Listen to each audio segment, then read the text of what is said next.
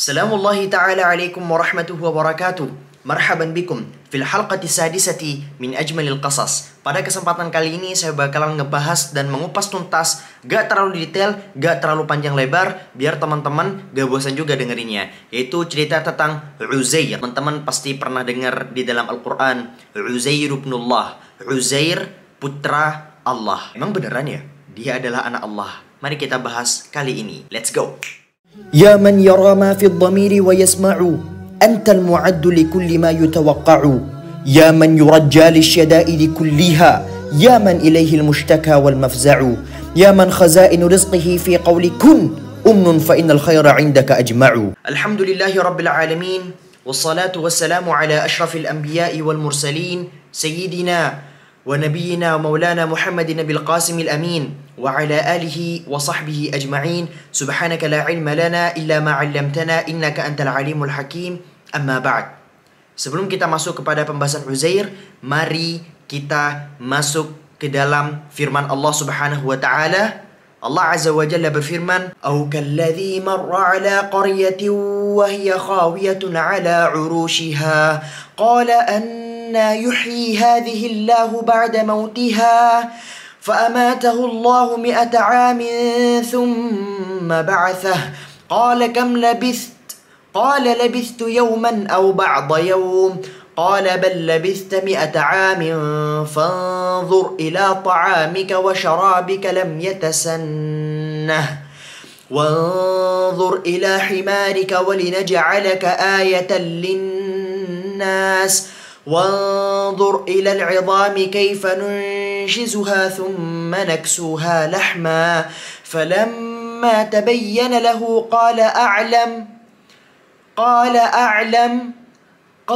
أعلم أن الله على كل شيء qadir. Dalam ayat tersebut Allah Subhanahu wa taala menjelaskan secara umum, secara lebar, secara garis besar cerita tentang Uzair. Mari kita mengenal siapa itu Uzair. Jadi, Uzair adalah seorang nabi yang Allah Subhanahu wa taala utus kepada Bani Israel. Pada suatu hari, Uzair ini sedang bersama dengan himarnya, bersama dengan keledainya, berjalan-jalan melewati sebuah kota, dan kota itu adalah kota mati yang hancur sampai ke akar-akarnya. Kebetulan pada saat itu panas matahari begitu terik. Dia bernaung dan bertafakur terhadap dirinya sendiri. Kok bisa ya? Kota yang awalnya hijau, damai, sentosa tiba-tiba menjadi kota yang hancur dan mati sampai ke akar-akarnya. Emang bisa ya Allah Subhanahu wa taala menghidupkan kota yang sudah mati sampai ke akar-akarnya seperti ini? Ini kota benar-benar udah hancur banget ini kota, padahal dulu di sini banyak orang berkeliaran, berdagang, menikah, begini dan begitu, semuanya sudah dilakukan, tapi kota ini tiba-tiba hancur. Emangnya bisa ya Allah Subhanahu wa taala mengembalikan kota ini seperti semula? Gara-gara pertanyaan yang seperti itu, Allah Subhanahu wa taala ingin menunjukkan kepada Uzair bahwasanya Allah terhadap segala sesuatu itu mampu berkehendak. Mudah bagi Allah Subhanahu wa taala untuk melakukan apapun, termasuk sesuatu yang sangat mustahil bagi kita sebagai orang biasa, sebagai manusia biasa, sebagai makhluk biasa. Kalau bagi Allah, apa sih yang gak bisa? Allah Subhanahu wa taala kemudian mengutus salah seorang malaikat, emangnya malaikat orang, intinya salah satu malaikatnya untuk mencabut nyawa Uzair selama 1 abad. Selama 1 abad, 100 tahun. Jadi selama 100 tahun itu, kebetulan sebelumnya Uzair itu membawa beberapa makanan. Di antaranya disebut oleh para ulama adalah buah tin, anggur, dan beberapa bejana-bejana yang berisi minuman. Dan Uzair yang dicabut nyawanya itu sebelum matahari tenggelam. Dan ketika dikembalikan ruhnya, ditiupkan kembali ruhnya, juga dalam keadaan matahari belum tenggelam. Makanya dia ngerasa ketika ditanya, "Kam labith?" Emangnya kamu barusan tidur berapa hari? Dijawab oleh Uzair, saya tertidur cuman ya palingan beberapa jam doang. Itulah yang menyebabkan Uzair tidak merasa bahwasanya dia tertidur selama kurang lebih 1 abad. Allahu Akbar. Kemudian salah seorang malaikat, kembali kepada cerita barusan, salah seorang malaikat yang menjelma sebagai seorang manusia itu kemudian mendatangi Uzair. "Wahai fulan, wahai rajul, wahai seseorang, anggap aja, kamu itu tidur berapa hari, berapa menit?" Dijawab oleh Uzair, "Yauman au ba'da yaum." Ya palingan sehari lah atau mungkin setengah hari. Itulah yang disangkakan oleh Uzair. Dijawab oleh si malaikat yang menjelma menjadi manusia tadi, "Tidak, bal labithta 100 'am." Kamu tertidur selama 100 tahun. Bukan selama 1 hari atau setengah hari. Uzair yang tiba-tiba diberi kabar kayak gitu kebingungan dong. Jangankan Uzair, kita sendiri tiba-tiba kebayang tidur, bangun, tiba-tiba datang orang di depan kita. Kamu tidur berapa menit? Ya palingan barusan cuma 5 menit, 3 menit, 4 menit. Atau mungkin sejam, paling lama ya sehari.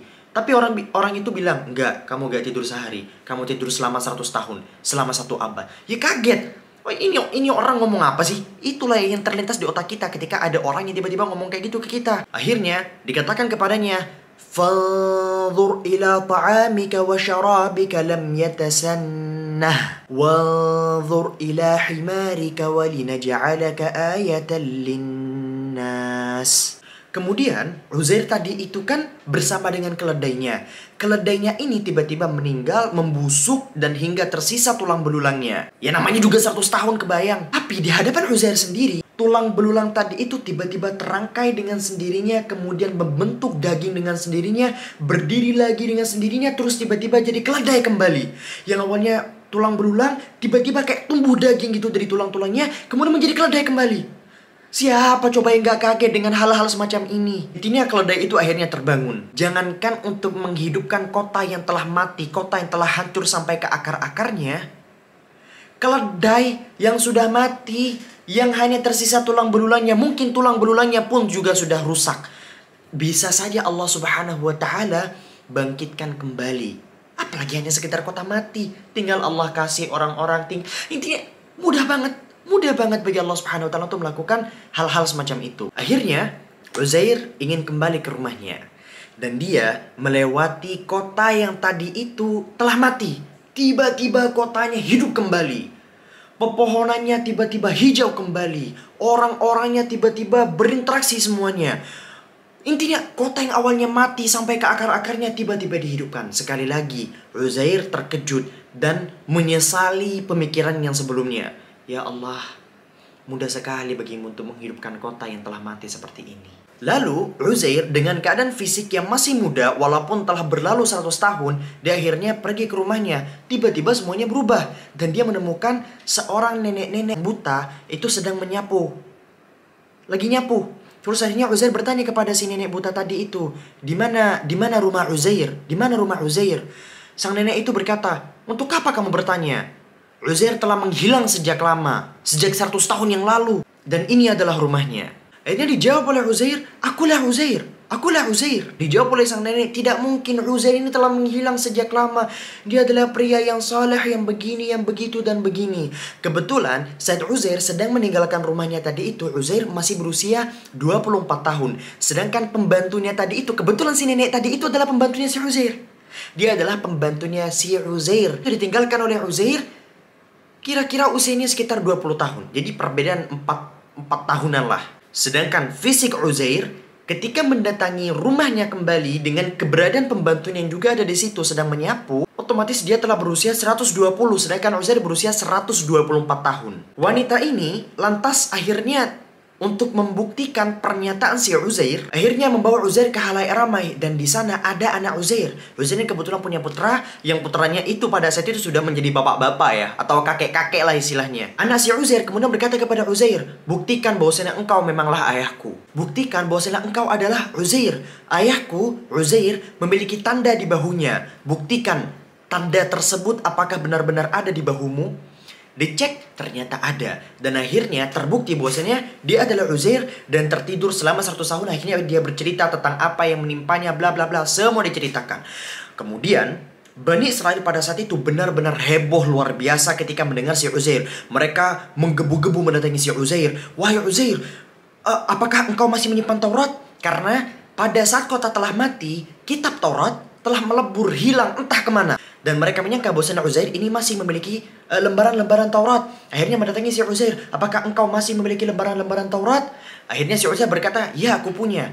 Dia dicari Tauratnya dan ternyata Tauratnya itu tidak ada. Sebagian para ulama bilang bahwasanya ada, tapi beberapa lembaran-lembaran setelahnya itu hilang. Jadi sebagian rusak, sebagian ada. Jadi ya namanya juga sejarah ya, khilaf itu biasa. Akhirnya si Uzair melapor kepada Bani Israel, wahai Bani Israel, maafkan ya, maafkan. karena Taurat yang telah aku simpan tiba-tiba hilang, atau bahasa lainnya sebagian rusak lah gitu. Orang-orang Bani Israil kemudian berkata, ya sudah, ajarkanlah kepada kami sebagian daripada sisa-sisa hafalan yang engkau miliki daripada Taurat.